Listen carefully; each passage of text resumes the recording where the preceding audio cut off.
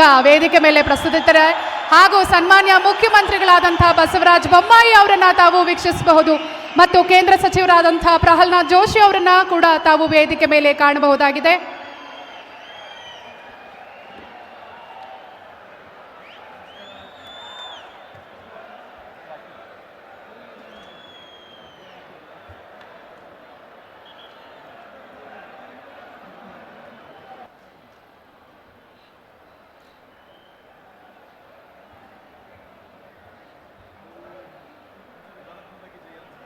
ಭಾರತ್ ಮಾತಾ ಕಿ. ನಾಡಪ್ರಭು ಕೆಂಪೇಗೌಡ ಅವರಿಗೆ ಇದೀಗ ಸನ್ಮಾನ್ಯ ಪ್ರಧಾನಮಂತ್ರಿಗಳಾದ ಶ್ರೀ ನರೇಂದ್ರ ಮೋದಿ ಅವರು ಎಲ್ಲಿಗೆ ಆಗಮಿಸಿದ್ದಾರೆ. ಬಂಧುಗಳೇ, ನಾವೆಲ್ಲರೂ ಸನ್ಮಾನ್ಯ ಪ್ರಧಾನಮಂತ್ರಿಗಳನ್ನ ಆತ್ಮೀಯವಾಗಿ ಬರಮಾಡ್ಕೊಳ್ತಾ ಇದ್ದೀವಿ ವೇದಿಕೆಗೆ.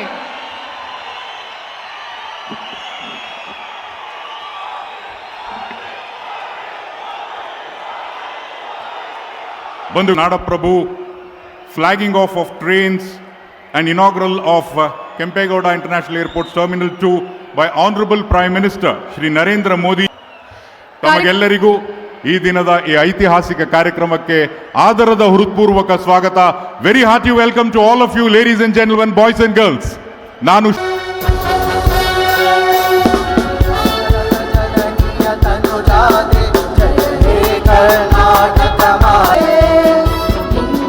ಕೊರಳಿನ ಮಾಲೆ ಕಪಿಲ ಪತಂಜಲ ಗೌತಮ ಜಿನನುತ ಭಾರತ ಮಂಗಳಧಾಮ ಕವಿ ಕೋಗಿಲೆಗಳ ಪುಣ್ಯಾರಾಮ ನಾನಕ ರಾಮಾನಂದ ಕಬೀರರ ಭಾರತಾಟಕ ಮಾತೆ.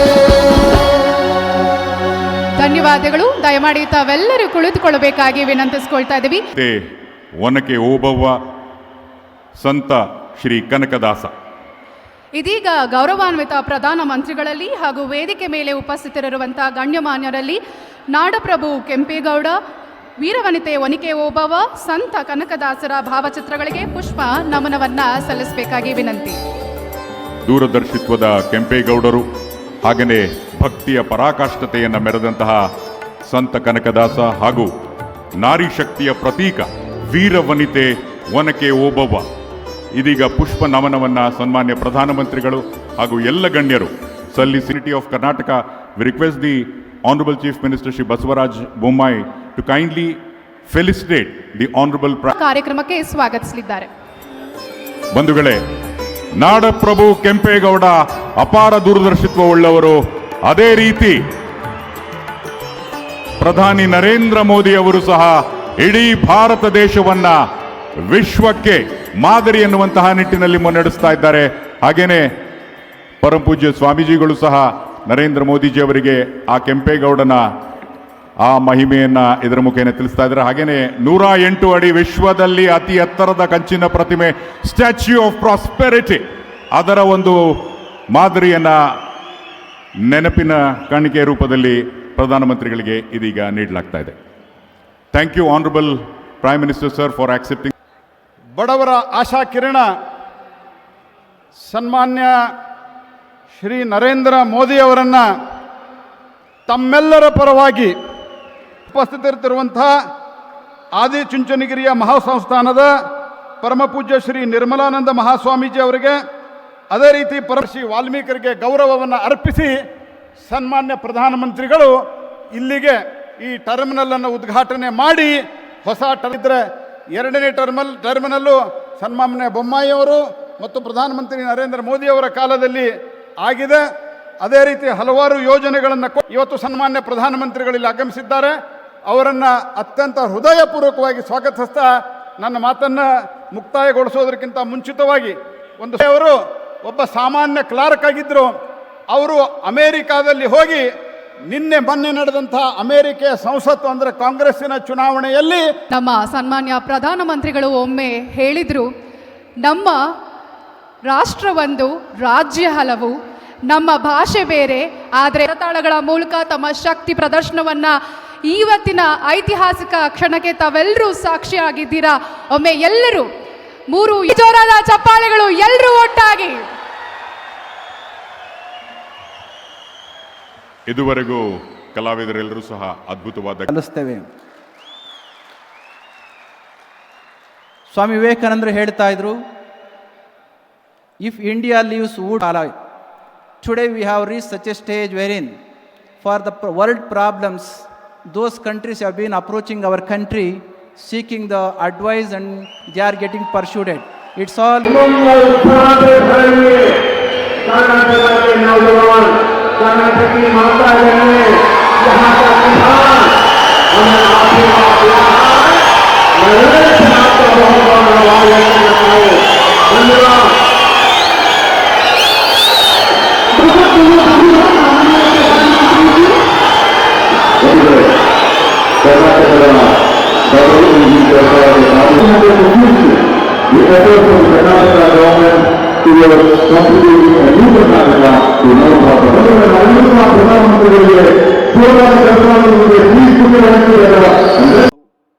ಎಲ್ಲರಿಗೂ ನಮಸ್ಕಾರಗಳು. ಇಂದು ಕರ್ನಾಟಕದ ಅಭಿವೃದ್ಧಿಯ ಪಥದಲ್ಲಿ ಸುವರ್ಣ ಅಕ್ಷರದಲ್ಲಿ ಬರೆದಿಡುವಂಥ ಒಂದು ದಿನ. ಇಂದಿನ ಹಲವಾರು ಅಭಿವೃದ್ಧಿ ಕಾರ್ಯಕ್ರಮಗಳ ಮತ್ತು ನಾಡಪ್ರಭು ಕೆಂಪೇಗೌಡರ ಪ್ರಗತಿಯ ಪ್ರತಿಮೆಯನ್ನು ಅನಾವರಣ ಮಾಡಲು ಬಂದಿರುವಂಥ ನಮ್ಮ ನೆಚ್ಚಿನ ಪ್ರಧಾನಮಂತ್ರಿಗಳು, ವಿಶ್ವಮಾನ್ಯ ನಾಯಕರು, ನವ ಭಾರತದ ಪ್ರತೀಕವಾಗಿರುವಂಥ ಆತ್ಮನಿರ್ಭರ ಭಾರತವನ್ನು ಸಬ್ಕೆ ಸಾಥ್ ಸಬ್ಕಾ ವಿಕಾಸ್ ಕೊಟ್ಟಿರುವಂಥ ನೆಚ್ಚಿನ ಪ್ರಧಾನಮಂತ್ರಿಗಳಾದಂಥ ಶ್ರೀ ನರೇಂದ್ರ ಮೋದಿಜಿಯವರೇ, ಪರಮ ಪೂಜ್ಯ ನಿರ್ಮಲಾನಂದ ಮಹಾಸ್ವಾಮಿಗಳು, ಪರಮ ಪೂಜ್ಯ ನಂಜಾದೂತ ಮಹಾಸ್ವಾಮಿಗಳ ಪಾದಗಳಲ್ಲಿ ನಮಸ್ಕರಿಸಿ, ಗಂತವತ್ತ ರಾಜ್ಯಪಾಲರಂಥ ಗೆಹ್ಲೋಟ್ಜಿಯವರೇ, ಹಿರಿಯರಾದಂಥ ಯಡಿಯೂರಪ್ಪಜಿಯವರೇ, ಕೇಂದ್ರದ ಎಲ್ಲ ಸಚಿವರೇ, ನನ್ನ ಸಚಿವ ಸಂಪುಟದ ಎಲ್ಲ ಸದಸ್ಯರೇ, ವೇದಿಕೆ ಮೇಲಿರುವಂಥ ಗಣ್ಯರೇ, ಇಲ್ಲಿ ನೆರೆದಿರುವಂಥ ಅಣ್ಣ ತಮ್ಮಂದಿರೇ, ಅಕ್ಕ ತಂಗಿರೇ, ಮಾಧ್ಯಮ ಸ್ನೇಹಿತರೆ, ಬಂಧುಗಳೇ, ಇವತ್ತು ಸನ್ಮಾನ್ಯ ಪ್ರಧಾನಮಂತ್ರಿಗಳು ಹಲವಾರು ಕಾರ್ಯಕ್ರಮದಲ್ಲಿ ಭಾಗವಹಿಸಿರುವಂಥದ್ದು ಅತ್ಯಂತ ಪ್ರಮುಖವಾಗಿದೆ. ಮೊಟ್ಟ ಮೊದಲನೇದು, ನಮ್ಮ ನಾಡಿಗೆ ಅತ್ಯಂತ ಶ್ರೇಷ್ಠ ಸಂತರಾದಂಥ ಕನಕದಾಸರ ಜನ್ಮದಿನೋತ್ಸವವನ್ನು ಪುಷ್ಪಾರ್ಚನೆಯನ್ನು, ಅದಾದ ಮೇಲೆ ಮಹರ್ಷಿ ವಾಲ್ಮೀಕಿಯವರ ಪುಷ್ಪಾರ್ಚನೆಯನ್ನು ಮಾಡಿ ಈ ನಾಡಿನ ಭಾವನೆಗಳಿಗೆ ಗೌರವವನ್ನು ಸಲ್ಲಿಸಿದ್ದಾರೆ ಅಂತ ಹೇಳಕ್ಕೆ ಇಚ್ಛೆಪಡ್ತೇನೆ. ಅದೇ ರೀತಿ ಇವತ್ತು ಇಲ್ಲಿ ಧೀರ ವೀರ ಒಣಕೆ ಓಬವ್ವ ನಾಡನ್ನು ಸಂರಕ್ಷಣೆ ಮಾಡೋದಕ್ಕೆ ತನ್ನ ಪ್ರಾಣವನ್ನೇ ತ್ಯಾಗ ಮಾಡಿರುವಂಥ ಒಣಕೆ ಓಬವ್ವನ ಗೌರವಾರ್ಪಣೆಯನ್ನು ಮಾಡಿದ್ದಾರೆ.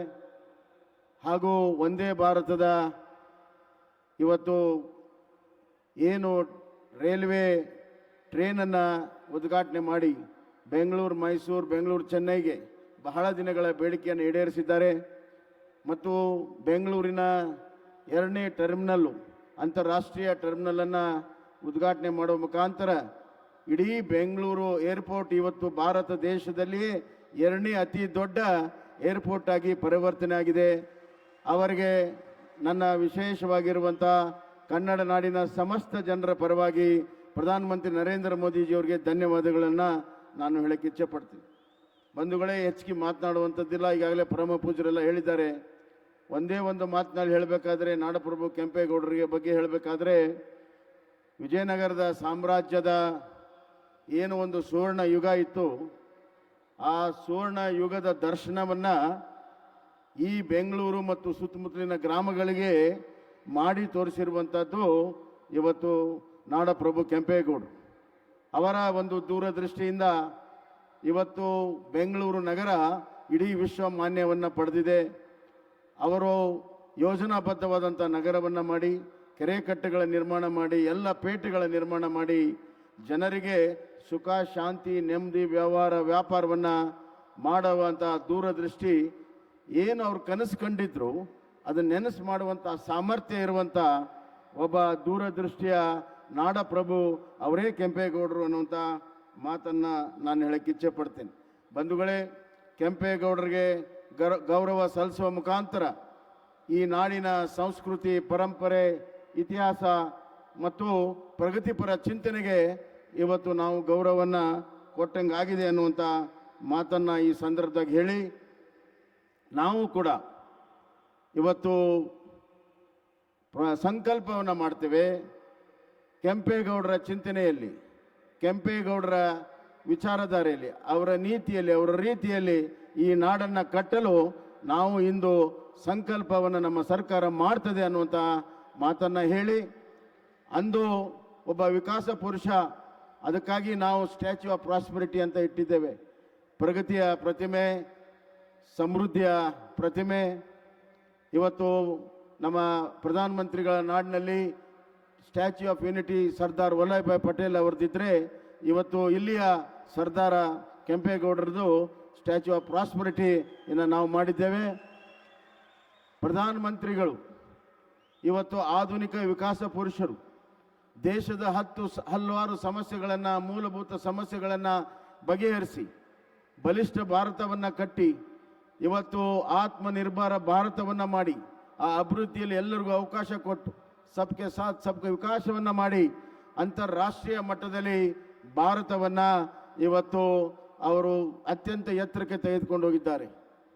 ಇಡೀ ವಿಶ್ವದಲ್ಲಿ ಆರ್ಥಿಕ ಹಿಂಜರಿತ ಇದ್ದಂತಹ ಸಂದರ್ಭದಲ್ಲಿ ಇವತ್ತು ನಮ್ಮ ಭಾರತ ಆರ್ಥಿಕವಾಗಿ ಅತ್ಯಂತ ಪ್ರಬಲವಾಗಿ ಮುಂದುವರಿತಾ ಇದ್ದರೆ ಸನ್ಮಾನ್ಯ ನರೇಂದ್ರ ಮೋದಿಜಿಯವರ ಕಾರ್ಯಕ್ರಮ ಮತ್ತು ಯೋಜನೆಗಳೇ ಕಾರಣ ಅನ್ನುವಂಥ ಮಾತನ್ನು ಈ ಸಂದರ್ಭದಾಗ ಹೇಳಿ, ಒಬ್ಬ ವಿಕಾಸ ಪುರುಷನ ದಾರಿಯಲ್ಲಿ ನವ ಭಾರತ ನಿರ್ಮಾಣವನ್ನು ಮಾಡುತ್ತಿರುವಂಥ ನರೇಂದ್ರ ಮೋದಿಜಿಯವರ ಕೈಯಲ್ಲಿ ಕೆಂಪೇಗೌಡರ, ನಾಡಪ್ರಭು ಕೆಂಪೇಗೌಡರ ಮೂರ್ತಿ ಅನಾವರಣ ಆಗುತ್ತಿರುವಂಥದ್ದು ಅದು ದೈವ ಇಚ್ಛೆ ಅಂತ ನಾನು ಈ ಸಂದರ್ಭದಲ್ಲಿ ನಾನು ಹೇಳ್ತಾ, ಇವತ್ತು ಸನ್ಮಾನ್ಯ ಪ್ರಧಾನಮಂತ್ರಿಜಿಯವರು ಎರಡು ದೊಡ್ಡ ಕೊಡುಗೆಯನ್ನೇನು ಕೊಟ್ಟಿದ್ದಾರೆ. ಇವತ್ತು ನಮ್ಮ ವಂದೇ ಭಾರತ ಟ್ರೈನು ಮತ್ತು ನಮ್ಮ ಟರ್ಮಿನಲ್, ಅದಲ್ಲದೆ ಕಳೆದ ಬಾರಿ ಸಬರ್ಬನ್ ಟ್ರೈನ್ ಕೊಟ್ಟಿದ್ದರು, ಅಲ್ಲಿ ಕರಾವಳಿಯಲ್ಲಿ ಪೋರ್ಟ್ಸನ್ನು ಕೊಟ್ಟಿದ್ದಾರೆ. ನಿರಂತರವಾಗಿ ಕರ್ನಾಟಕದ ಅಭಿವೃದ್ಧಿಯಲ್ಲಿ ಬಹಳ ದೊಡ್ಡ ಬೆಂಬಲವನ್ನು, ಕೊಡುಗೆಯನ್ನು ಕೊಡ್ತಿರುವಂಥ ನಮ್ಮ ನರೇಂದ್ರ ಮೋದಿಜಿಯವರಿಗೆ ನನ್ನ ಸಮಸ್ತ ಕನ್ನಡರ ಪರವಾಗಿ ಅಭಿನಂದನೆಯನ್ನು ಸಲ್ಲಿಸಿ, ನಾಡು ಪ್ರಭು ಕೆಂಪೇಗೌಡರ ಒಂದು ಆಶೀರ್ವಾದ, ಅವರ ಸಂಕಲ್ಪದಿಂದ ನಾವು ಅದೇ ದಾರಿಯಲ್ಲಿ ಮುಂದುವರಿತೇವೆ ಅನ್ನುವಂಥ ಪುನರ್ ಸಂಕಲ್ಪವನ್ನು ಮಾಡಿ ನನ್ನ ಮಾತಿಗೆ ವಿರಾಮ ಹೇಳ್ತೇನೆ. ಧನ್ಯವಾದಗಳು. भारत माता की, भारत माता की. ಕರ್ನಾಟಕದ ಸಮಸ್ತ ಜನತೆಗೆ ನನ್ನ ಕೋಟಿ ಕೋಟಿ ನಮಸ್ಕಾರಗಳು. मंच पर विराजमान पूज्य स्वामी जी, कर्नाटका के गवर्नर श्री थावरचंद गहलोत जी, यहां के लोकप्रिय मुख्यमंत्री श्री बसवराज बोम्मई जी, पूर्व मुख्यमंत्री श्रीमान येदियुरप्पा जी, केंद्रीय मंत्रिमंडल के मेरे सहयोगीगण, राज्य सरकार के मंत्री, सांसदगण, विधायकगण, अन्य सभी महानुभाव और विशाल संख्या में पधारे हुए मेरे प्यारे भाइयों और बहनों,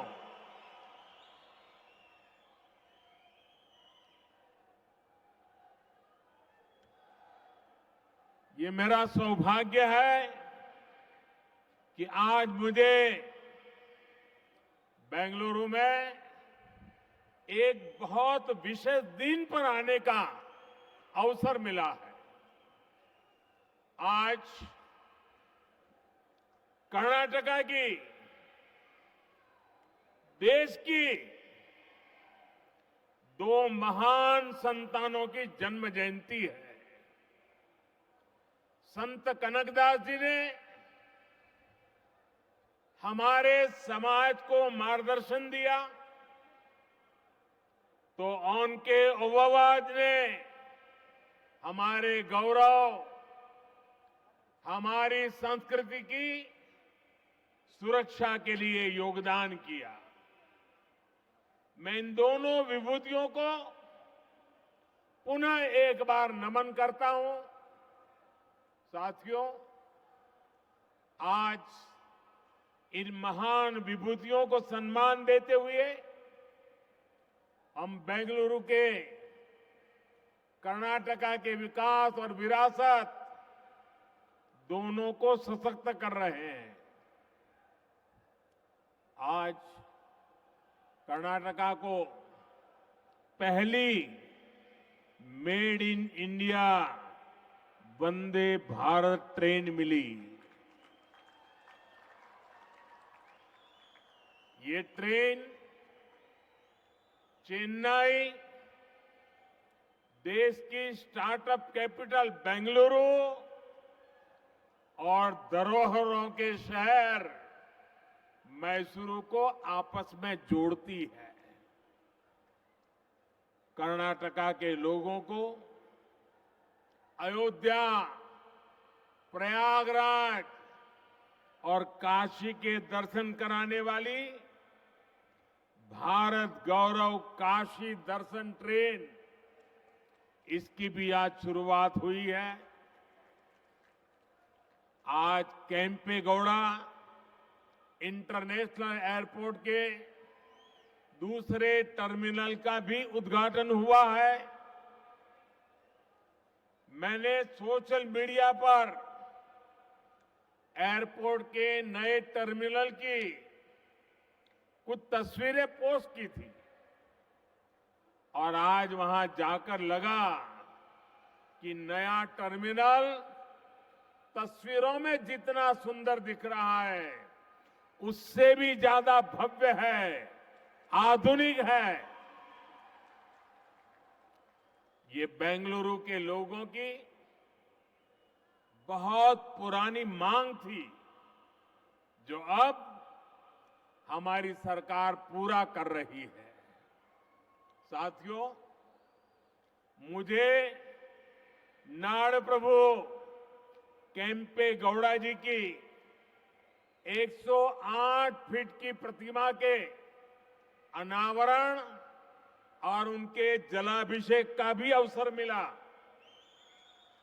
नाड़ प्रभु केम्पे गौड़ा की ये विशाल प्रतिमा हमें भविष्य के बेंगलुरु, भविष्य के भारत के लिए निरंतर समर्पित भाव से मेहनत करने की प्रेरणा देगी।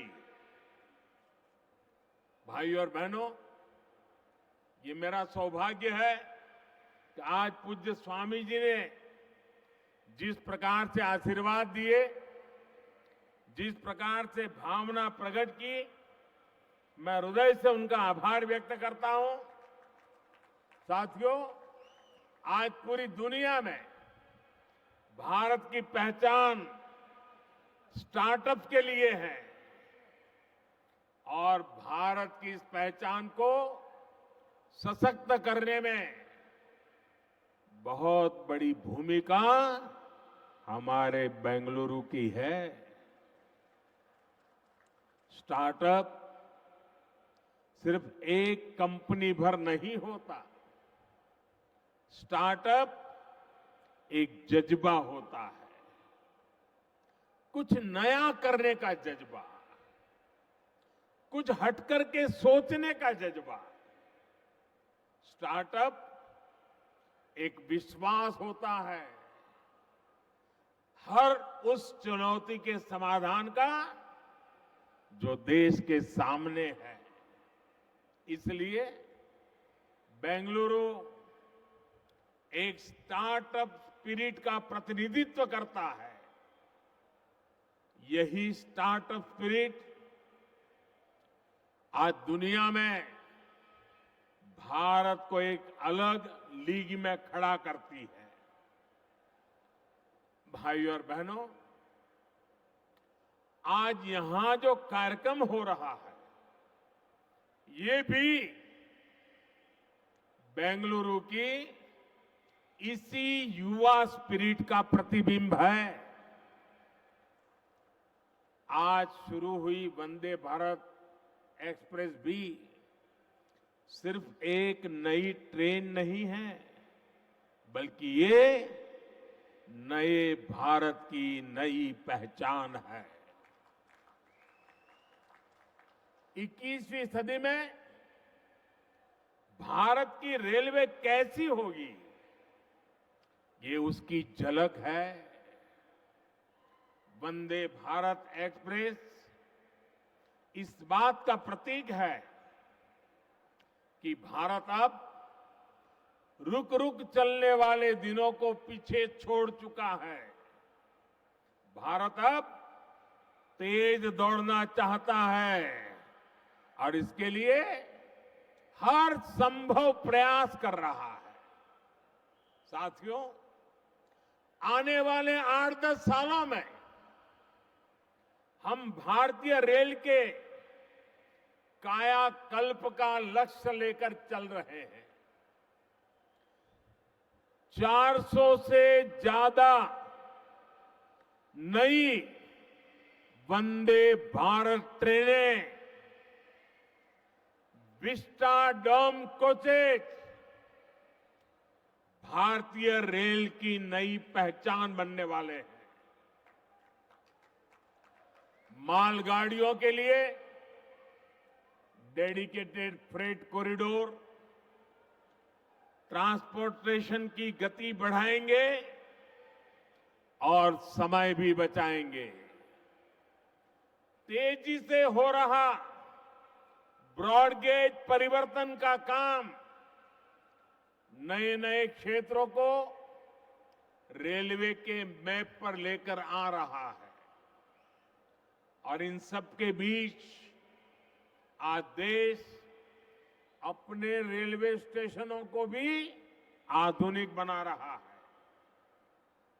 आज आप बेंगलुरु के सर एम विश्वेश्वरैया जी के रेलवे स्टेशन जाते हैं तो एक अलग ही दुनिया का अनुभव होता है।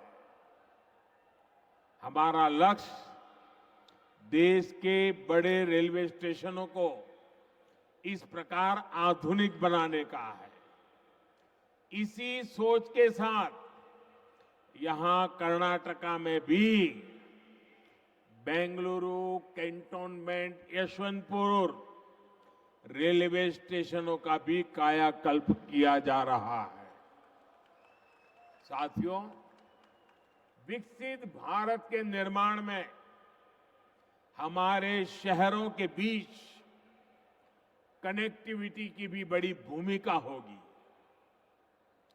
देश में एयर कनेक्टिविटी का ज्यादा से ज्यादा विस्तार हो, हमारे एयरपोर्ट्स का विस्तार हो, ये आज समय की मांग है। बेंगलुरु एयरपोर्ट का नया टर्मिनल इसका उपयोग करने वाले पैसेंजर्स के लिए नई सुविधा लेकर आएगा। आज भारत दुनिया में एयर ट्रैवल के सबसे तेजी से बढ़ने वाले मार्केट में से एक है। जिस तरह देश आगे बढ़ रहा है, उसी तरह एयरपोर्ट्स पर पैसेंजर्स की संख्या भी बढ़ रही है। इसलिए हमारी सरकार देश में नए एयरपोर्ट्स का भी निर्माण करा रही है। 2014 से पहले देश में 70 के आसपास एयरपोर्ट थे, 70। अब इनकी संख्या 140 से ज्यादा हो गई है, डबल। बढ़ते हुए ये एयरपोर्ट्स हमारे शहरों का बिजनेस पोटेंशियल बढ़ा रहे हैं, नौजवानों के लिए नए अवसर भी बना रहे हैं। साथियों, आज पूरी दुनिया में भारत में निवेश के लिए जो अभूतपूर्व विश्वास बना है, उसका बहुत बड़ा लाभ कर्नाटका को भी मिल रहा है। आप कल्पना कीजिए, बीते 3 वर्ष जब पूरी दुनिया कोविड से प्रभावित रही, तब कर्नाटका में लगभग 4 लाख करोड़ रुपए का निवेश हुआ। पिछले वर्ष एफडीआई को आकर्षित करने में कर्नाटका देश में अग्रणी रहा है। और ये जो निवेश हो रहा है, ये सिर्फ आईटी सेक्टर तक सीमित नहीं है, बल्कि बायोटेक्नोलॉजी से लेकर डिफेंस मैन्युफैक्चरिंग तक हर सेक्टर का यहां विस्तार हो रहा है। देश में एयरक्राफ्ट और स्पेस क्राफ्ट इंडस्ट्री में 25% हिस्सेदारी ये हमारे कर्नाटका की है। देश की सेना के लिए जो एयरक्राफ्ट और हेलीकॉप्टर हम बना रहे हैं, उसमें से लगभग 70% यही बनते हैं। देश में इलेक्ट्रिक व्हीकल मैन्युफैक्चरिंग में भी कर्नाटका बहुत आगे है। आज फॉर्च्यून 500 कंपनियों में से 400 से अधिक कंपनियां कर्नाटका में काम कर रही है, और ये लिस्ट लगातार बढ़ रही है। ये सब कुछ इसलिए हो रहा है क्योंकि आज कर्नाटका डबल इंजन की ताकत से चल रहा है। भाइयों और बहनों, आज बात चाहे गवर्नेंस की हो या फिर फिजिकल और डिजिटल इंफ्रास्ट्रक्चर के निर्माण की, भारत एक अलग ही लेवल पर काम कर रहा है। आज पूरी दुनिया हैरान होती है जब भारत के डिजिटल पेमेंट भीम यूपीआई के बारे में सुनती है। क्या 8 वर्ष पहले ये कल्पना करना भी संभव था? Made in India, 5G technology, क्या ये सोचा भी जा सकता था? इन सब में बेंगलुरु के युवाओं की, यहां के प्रोफेशनल्स की बहुत बड़ी भूमिका है। 2014 से पहले के भारत में ये चीजें कल्पना से परे थी। इसका कारण ये है कि तब जो सरकारें थी उनकी सोच ही पुरानी थी। पहले की सरकारें स्पीड को लग्जरी तो स्केल को रिस्क मानती थी। हमने ये धारणा बदल दी है। हम स्पीड को भारत की आकांक्षा मानते हैं और स्केल को भारत की ताकत मानते हैं। इसलिए आज भारत पीएम गति शक्ति नेशनल मास्टर प्लान के तहत देश में इंफ्रास्ट्रक्चर का विकास कर रहा है। हम सभी साक्षी हैं कि कैसे अतीत में इंफ्रास्ट्रक्चर के निर्माण में सबसे बड़ी समस्या तालमेल की रहती थी। जितने ज्यादा विभाग, जितनी ज्यादा एजेंसियां, उतनी ही देरी निर्माण में होती थी। इसलिए हमने तय किया कि सबको एक प्लेटफॉर्म पर लाया जाए। आज पीएम गति शक्ति नेशनल मास्टर प्लान के तहत 1500 से ज्यादा लेयर्स भी हैं। डेटा विभिन्न एजेंसियों को सीधे उपलब्ध हो रहा है। आज केंद्र और राज्य सरकारों के दर्जनों मंत्रालय, दर्जनों विभाग इस प्लेटफॉर्म से जुड़ चुके हैं।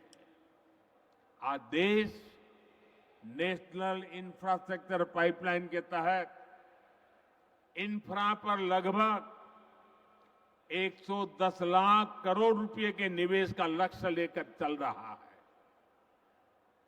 देश में ट्रांसपोर्ट के हर माध्यम एक दूसरे से जुड़े, एक दूसरे को सपोर्ट करें, इसके लिए देश का बल, पूरी ताकत मल्टी मॉडल इंफ्रास्ट्रक्चर पर है।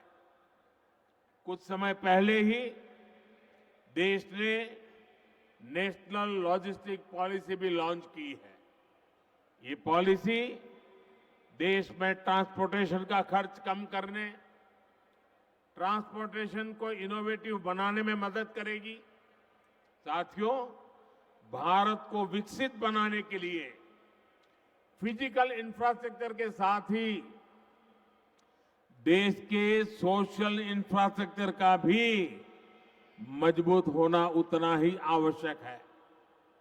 मुझे खुशी है कि कर्नाटका की डबल इंजन सरकार सोशल इंफ्रा पर भी उतना ही ध्यान दे रही है।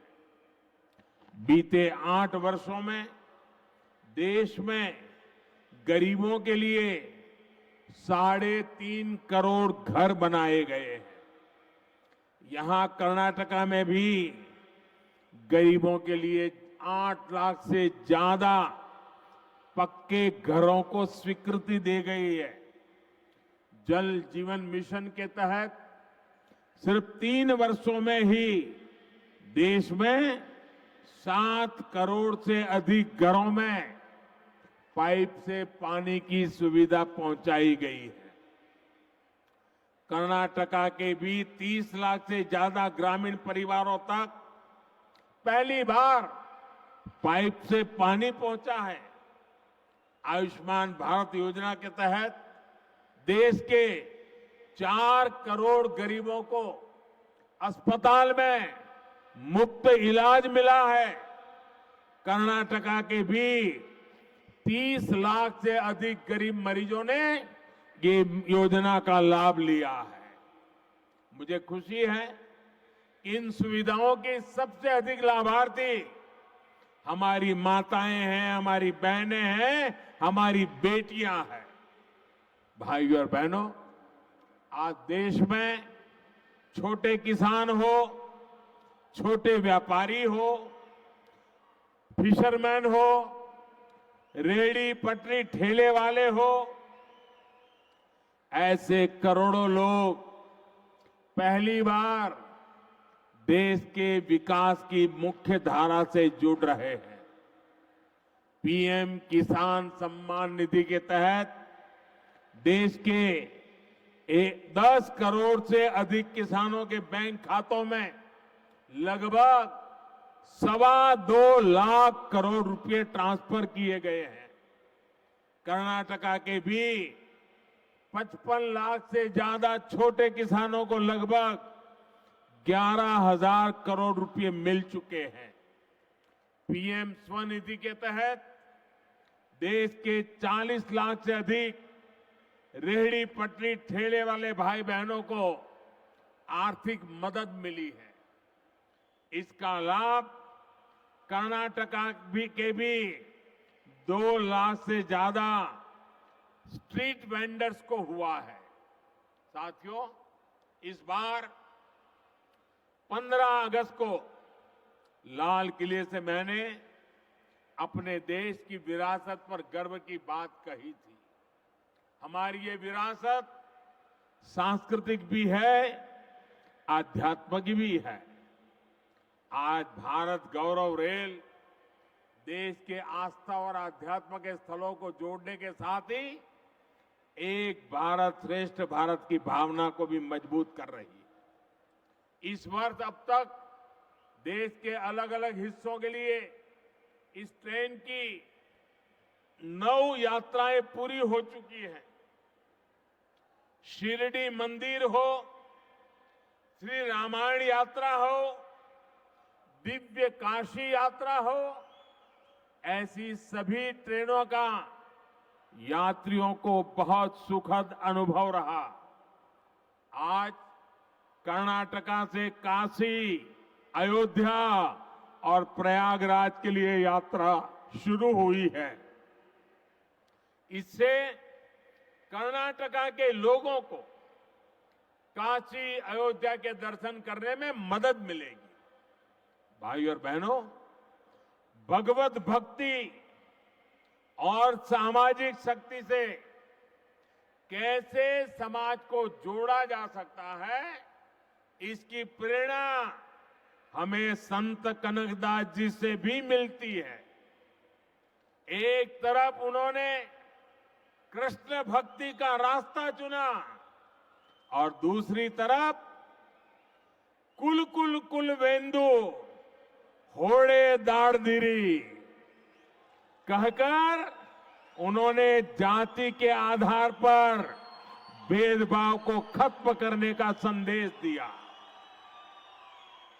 आज पूरी दुनिया में मिलेट्स यानी मोटे अनाज के महत्व को लेकर के चर्चा हो रही है। संत कनकदास जी ने उस दौर में ही मिलेट का महत्व स्थापित कर दिया था। उनकी रचना थी राम धान्य चरिते। उन्होंने कर्नाटका में सबसे ज्यादा पसंद किए जाने वाले मिलेट रागी का उदाहरण देते हुए सामाजिक समानता का संदेश दिया था। भाई और बहनों, आज हमारा प्रयास है कि बेंगलुरु शहर का विकास वैसे ही हो जैसे नाड़ प्रभु केम्पे गौड़ा जी ने कल्पना की थी। इस शहर की बसावट यहां के लोगों को केम्पे गौड़ा जी की महान देन है। इस बसावट में उन्होंने जिन बारीकियों का ख्याल रखा है वो अद्भुत, अद्वितीय है। सदियों पहले उन्होंने बेंगलुरु के लोगों के लिए कॉमर्स, कल्चर और कन्वीनियंस की योजना तैयार कर दी थी। उनकी दूरदृष्टि का फायदा आज भी बेंगलुरु के लोगों को मिल रहा है। आज व्यापार, कारोबार, उसके रूप रंग भले ही बदल गए हो, लेकिन पेटे आज भी बेंगलुरु की कॉमर्शियल लाइफलाइन बना हुआ है। नाड़ प्रभु केम्पे गौड़ा जी का बेंगलुरु की संस्कृति को भी समृद्ध करने में अहम योगदान है। यहां का मशहूर गवि गंगाधरेश्वर मंदिर हो या बसवनगुड़ी इलाके के मंदिर, इनके जरिए केम्पे गौड़ा जी ने बेंगलुरु की सांस्कृतिक चेतना को हमेशा के लिए जीवंत बना दिया। बेंगलुरु शहर के लोग इस शहर की ऐसी बेमिसाल बसावट के लिए केम्पे गौड़ा जी के हमेशा आभारी रहेंगे। साथियों, बेंगलुरु अंतर्राष्ट्रीय शहर है। इसे हमें अपनी विरासत को संवारते हुए आधुनिक इंफ्रास्ट्रक्चर से समृद्ध करना है। ये सबका प्रयास से ही संभव है। एक बार फिर आप सभी को नए प्रोजेक्ट के लिए मैं बहुत बहुत बधाई देता हूं। पूज्य संतगण ने आकर के आशीर्वाद दिए, मैं उनका आभार व्यक्त करता हूं। और इतनी बड़ी तादाद में उमंग और उत्साह से भरे हुए कर्नाटका के नौजवान, कर्नाटक की माताएं बहनें, यहाँ का किसान हमें आशीर्वाद दे रहा है। मैं हृदय से आपका बहुत बहुत आभार व्यक्त करता हूं। धन्यवाद।